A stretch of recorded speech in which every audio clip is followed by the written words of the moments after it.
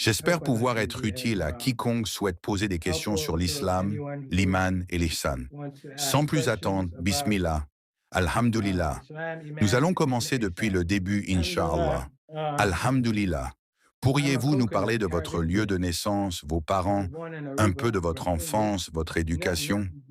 Vous pouvez commencer par là. Où êtes-vous né, vos parents, votre éducation? Alhamdulillah, je suis un Antillais des Caraïbes. Je suis né à Aruba, dans les Antilles néerlandaises. Je vais vous donner une année. Mon père, Rahimahullah, ma mère, Rahimahullah, n'étaient pas musulmans, mais c'étaient des gens bien. Mon père venait d'une autre île, Anguilla, à environ 30 minutes au sud de Porto Rico.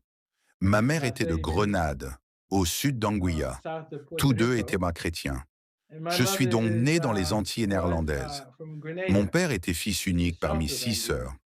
Quand j'avais 2 ans et demi, il m'a emmené dans son pays, Subhanyananda. Vers 9 ans, il m'a ramené à Aruba, mon lieu de naissance. Entre 2 ans et demi et 9 ans, il a eu 2 autres enfants, mon frère et ma sœur. Alhamdulillah, nous avons tous embrassé l'islam.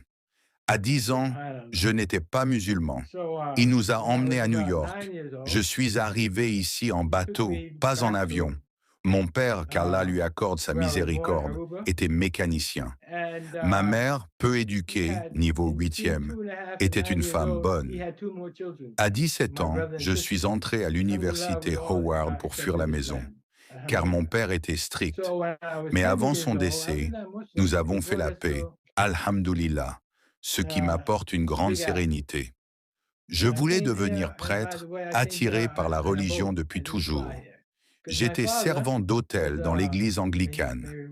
À Howard, tout a changé.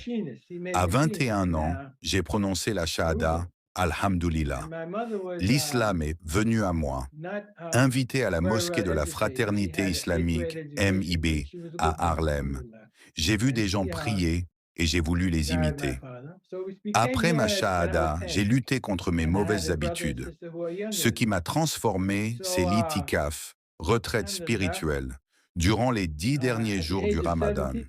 En immersion à Brooklyn, j'ai abandonné mes vices et renforcé ma foi. Quant à ma entrée dans la tariqa, je suis né soufi sans le savoir. Un frère, Red Bear Sharif, m'a un jour appelé ainsi. Plus tard, après des passages chez MIB, Ansar Allah établi, j'ai rejoint la tariqa Tijaniya via un cercle de dhikr. Un signe, La ilaha illallah, affiché par un collègue, m'a conduit à un groupe dirigé par Imam Saïd. 2 ans plus tard, lors d'un voyage au Sénégal avec Molana, j'ai rencontré Cheikh Hassan Cissé. Son regard m'a transfiguré comme un nouveau-né. Il nous a offert des prières, tarbiya, sans explication, mais leur pratique m'a ancré dans la voie. Cette tariqa prône la clémence, ilm.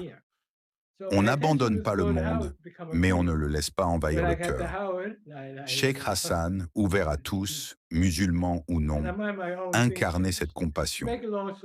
L'ihsan, excellence spirituelle, nécessite un guide, Cheikh, comme Moussa avec Al-Khidr. La tariqa Tijaniya, voie finale, khatam, unit sharia et hakika. Face aux multiples courants, Maïbé, Ansar Allah, etc., je retiens, sans façon de s'incliner devant Allah. L'essentiel est le tawhid, unicité.